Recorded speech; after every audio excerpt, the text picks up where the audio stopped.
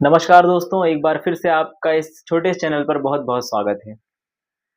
आज हम बात करेंगे एक ऐसे व्यक्ति या कहें कि व्यक्तित्व के बारे में जिसने अपने समय की दुनिया को 2 हिस्सों में बाँट के रख दिया और इस दुनिया को देखने का एक नया दृष्टिकोण दिया। उन्होंने ना केवल दृष्टि दी, बल्कि उपाय भी दिए कि कैसे हम इस दुनिया को एक सुंदर दुनिया बना पाएँगे। उस व्यक्ति का नाम था कार्ल मार्क्स। तो चलिए जानते हैं कि 19th सेंचुरी के इस कार्ल मार्क्स नामक व्यक्ति में आखिर वो क्या बात थी कि हम सभी को इस व्यक्ति के बारे में सोचना, समझना, पढ़ना बेहद ज़रूरी है।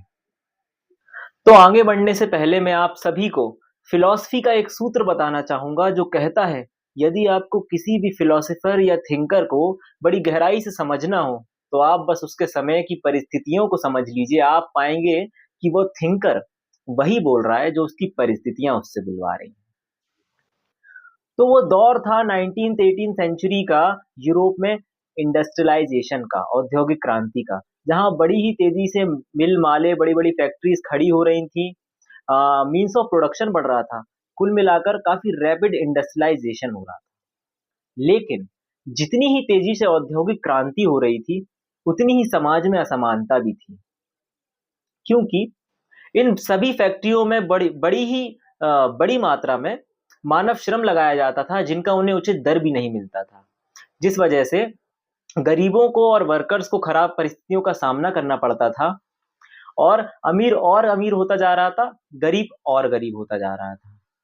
इसी सोशल अनरेस्ट और इकोनॉमिक इनस्टेबिलिटी के दौर में, इनइक्वालिटी के दौर में कार्ल मार्क्स का उदय हुआ और वो व्यक्ति पूंजी और पूंजीपति का घोर विरोधी हो गया।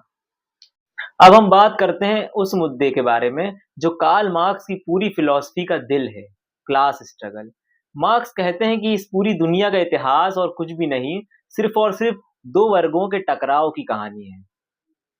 पहला, द बुर्जुआजी क्लास यानी मालिक वर्ग। ये वो ताकतवर वर्ग है जिसके सभी लोगों का कंट्रोल है कैपिटल पर, लैंड पर, संपत्ति पर और इन लोगों के जीवन का सिर्फ और सिर्फ एक ही उद्देश्य है और वो है प्रॉफिट, मैक्सिमम प्रॉफिट। और वो प्रॉफिट आएगा कहाँ से? वो प्रॉफिट आएगा दूसरे वर्ग के शोषण से और वो दूसरा वर्ग है प्रोलेटरेट क्लास, मतलब प्रॉपर्टी लेस, जिसे हम हिंदी में सर्वहारा या मजदूर वर्ग भी कहते हैं। इन लोगों के पास अपने खून पसीने और मेहनत के सिवा बेचने के लिए और कुछ भी नहीं। इन लोगों को चाहिए सिर्फ और सिर्फ अच्छी वेजेस, बेटर वेजेस, एक अच्छी ज़िंदगी जीने के लिए। लेकिन इस दूसरे वर्ग ने, बुर्जुआज़ी क्लास ने कभी इन्हें चैन से जीने नहीं दिया। हमेशा इन्हें दबाया, कुचला और सप्रेस करके रखा। ज़रा सोचिए दोस्तों, एक तरफ वो हैं जिन्हें सिर्फ और सिर्फ अपना प्रॉफ़िट बढ़ाना है और दूसरी तरफ वो हैं जिन्हें सिर्फ और सिर्फ अपना हक चाहिए। क्या इन दोनों के बीच समझौता हो सकता है? नहीं। इसलिए मार्क्स कम्युनिस्ट पार्टी के घोषणा पत्र, कम्युनिस्ट मैनिफेस्टो के शुरुआती पन्नों पर बगैर किसी लाग लपेट के यह लिखते हैं कि पूरी दुनिया का इतिहास और कुछ भी नहीं, सिर्फ और सिर्फ वर्ग संघर्ष का इतिहास है। इसके लिए मार्क्स अपनी थ्योरी ऑफ एलिनेशन देते हैं, जिसमें वो बताते हैं कि कैसे इस अलगाव की प्रक्रिया ने हमारे समाज को 2 हिस्सों में बाँट दिया। एक एक्सप्लॉइटर और एक एक्सप्लॉइटेड, एक जो शोषण कर रहा है और एक जिसके साथ शोषण हो रहा है। मार्क्स कहते हैं कि कैपिटलिज्म सिर्फ मजदूरों का पैसा नहीं चुराता, वो उनकी इंसानियत और उनकी आत्मा तक चुरा लेता है। तो आइए देखते हैं कि कैसे इस अलगाव की प्रक्रिया से, इस प्रोसेस ऑफ एलिनेशन से, जो मार्क्स ने थ्योरी ऑफ एलिनेशन दी थी, इसमें उन्होंने 4 टाइप्स बताए हैं कि मजदूर कैसे अपने समाज से कट जाता है। पहला है फ्रॉम द क्रिएटिविटी। एक मजदूर दिन रात मेहनत करके अपना श्रम लगाता है, लेकिन अंततः उस पर उसका कोई हक ही नहीं होता। वो बड़ी-बड़ी बिल्डिंग्स तो बनाता है, लेकिन खुद रहता है किसी छोटे से झोपड़े में। क्या उसका खुद का कोई क्रिएटिविटी या आइडिया लगाने का उसे कोई आज़ादी ही नहीं होती? दूसरा है from the process of work. रोज सुबह 10-12 घंटे वही एक रिपिटेटिव काम करना, अब उसकी मर्जी नहीं, बल्कि उसकी मजबूरी बन के रह गया है। तीसरा है फ्रॉम सोसाइटी। इन सब चक्करों में एक मजदूर इतना उलझ कर रह जाता है कि उसके पास ना इसके इन सब के बाद खुद के पास समय बचता है, ना समाज को देने के लिए समय बचता है। आखिरी और सबसे भयानक अलगाव है स्वयं से, फ्रॉम सेल्फ। इस सिस्टम ने एक मजदूर को दूसरे मजदूर का दुश्मन बना दिया है, क्योंकि कंपटीशन इतना है कि नौकरी बचाने की होड़ में उसने खुद को इंसान समझना ही बंद कर दिया है। दोस्तों, ये अलगाव हमें आईना दिखाता है कि कैसे प्रॉफिट की अंधी दौड़ में इंसान ने खुद इंसानियत को खो दिया। इतना वर्ग संघर्ष और इतने अलगाव के बाद आखिर मार्क्स चाहते क्या थे? आखिर उनका कोर कंसर्न क्या था? तो इसके लिए मार्क्स अपने कम्युनिस्ट मैनिफेस्टो के आखिरी पन्ने पर डंके की चोट पर लिखते हैं कि दुनिया के मजदूरों एक हो जाओ।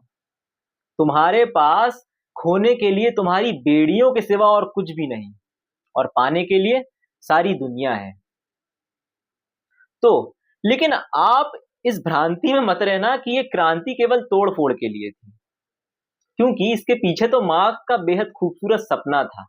एक ऐसा समाज बनाने का जहां कोई भी प्रकार का कोई वर्ग संघर्ष ना हो, ये दुनिया दो हिस्सों में बटी ना हो, कोई कैपिटलिस्ट ना हो और कोई वर्किंग क्लास ना हो, कोई प्रोलेटरेट ना हो, कोई बुर्जुआ ना हो, कोई मालिक वर्ग ना हो और कोई गुलाम वर्ग ना हो। कुल मिलाकर वो बनाना चाहते थे एक सच्चा बराबरी वाला समाज। तो हर महान थ्योरी की तरह कार्ल मार्क्स की इस थ्योरी में भी कुछ बड़ी कमियां थी। जैसे कि पहला क्रिटिसिज्म यह निकल कर आता है कि मार्क्स बोलते हैं कि ये दुनिया में जो कुछ भी हो रहा है या जो कुछ भी होता है, सब कुछ इकोनॉमी पर डिपेंड करता है, पैसे पर डिपेंड करता है। तो इसके लिए एक महान सोशलिस्ट थिंकर मैक्स वेबर हुए और उन्होंने मार्क्स की फिलॉसफी को खारिज करते हुए, इनके इस विचार को खारिज करते हुए यह कहा कि हमारी इकोनॉमी हमारे कल्चर को नहीं बनाती, बल्कि हमारा कल्चर और ह्यूमन आइडियाज हमारी इकोनॉमी की दिशा तय करते हैं। दूसरा क्रिटिसिज्म यह निकल कर आता है कि मार्क्स का पूरा फोकस उन फैक्ट्री वर्कर्स पर था जो दिन रात फिजिकल लेबर करते थे, मानव श्रम लगाते थे। उनके हिसाब से सारी की सारी वैल्यू ही फिजिकल लेबर से आती थी।